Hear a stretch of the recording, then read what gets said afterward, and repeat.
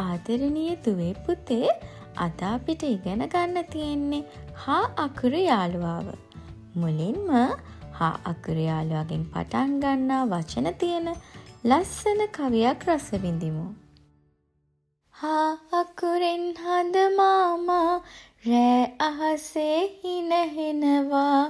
හා අකුරෙන් හංස පැටියා තටු සලමින් පීනනවා. හා අකුරෙන් හස්ති රජා පෙරහැර හැඩ කරනවා. හා අකුරෙන් හතු පිපිලා හිනහිලා බලනවා. දුවල පුතාලා ලස්සන කවියක් රස වින්දා නේද?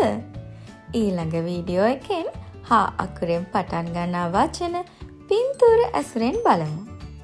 ගිහින් එන්නම්. හැමෝටම සුබ දවසක් වේවා.